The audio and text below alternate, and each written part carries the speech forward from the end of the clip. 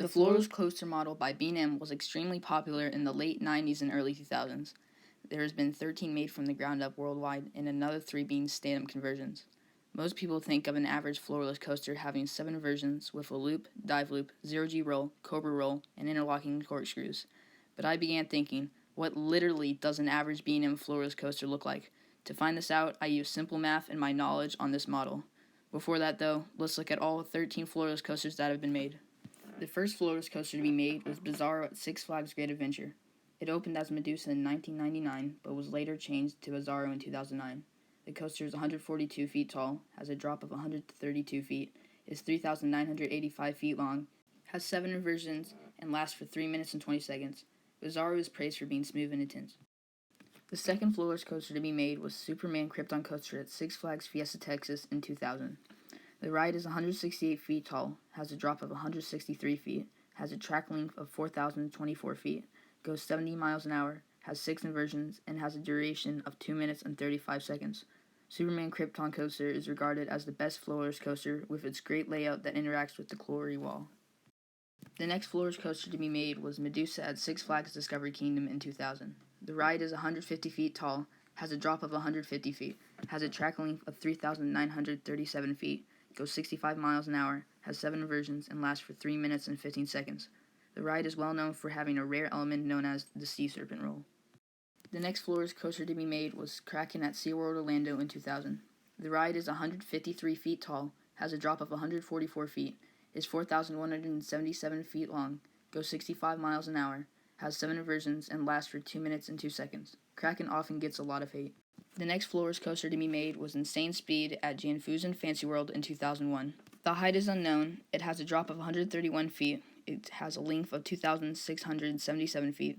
It goes 53 miles an hour, has 4 inversions, and lasts for 1 minute and 34 seconds. The next floorless coaster open is Superman La Atracción de Acero in 2002 at Parque Warner Madrid. The ride is 164 feet tall. The drop is unknown. Has 3,608 feet of track. Goes 62 miles an hour, has 7 inversions, and lasts for 2 minutes and 26 seconds. The next floorless coaster open was Batman the Dark Knight at Six Flags New England in 2002. The ride is 118 feet tall, is 2,850 feet long, goes 55 miles an hour, has 5 inversions, and lasts for 2 minutes and 20 seconds. The next floorless coaster to open was Scream at Six Flags Magic Mountain in 2003. The ride is 150 feet tall, has a drop of 142 feet, is 3,985 feet long, goes 63 miles an hour, has 7 inversions, and lasts for 3 minutes. The ride is a mirrored version of Bizarro. The next floorless coaster to open was Demonin at Tivoli Gardens in 2004. The ride is 92 feet tall, has a drop of 66 feet, is 1,850 feet long, goes 48 miles an hour, has 3 inversions, and lasts for 1 minute 46 seconds. The ride has a very unique layout. The next ride to open was Hydra the Revenge at Dorney Park in 2005. The ride is 95 feet tall, has a drop of 105 feet, is 3,198 feet long, goes 53 miles an hour, has 7 inversions, lasts for 2 minutes and 35 seconds. Like the Demonin, this ride has a very unique layout. The next ride to open was Dominator at King's Dominion in 2004. The ride used to operate as Batman Night Flight at Geauga Lake. The ride is 157 feet tall, has a drop of 148 feet, is 4,210 feet long, goes 65 miles an hour, has 5 inversions, and lasts for 2 minutes and 6 seconds. Dominator is the longest B&M floorless coaster ever made. The next coaster to be made was Hairraiser at Ocean Park, Hong Kong in 2011. The ride is 115 feet tall, has a track length of 2,789 feet, goes 55 miles an hour, has 4 inversions, and lasts for 1 minute. The final ground-up B&M floorless coaster made was Nitro at Ad Labs Magica in 2013. The ride is 132 feet tall, has 2,800 feet of track, goes 65 miles an hour, has 5 inversions, and lasts for 2 minutes and 30 seconds. There are technically 3 other floorless coasters, but I'm not counting them since they were originally stand-up coasters. These are Rougarou that replaced Mantis at Cedar Point, Patriot that replaced Vortex at California's Great America, and Firebird that replaced Apocalypse at Six Flags America, which was the original B&M coaster. Now to create the average B&M floorless coaster. To do this, I'll be taking the average of the mentioned floorless coasters to make the completely average coaster. Starting with the location, this is easy to pick out since 5 floorless coasters are located at Six Flags parks. Next is the height. When you add up all of the floorless coaster heights, you get 1,757. When you divide that by 13, you get 135. That's how tall this roller coaster will be. Next is a drop. When you add all the drops together, you get 1,650. Divide that by 13 and you get 127. That's how big the drop will be.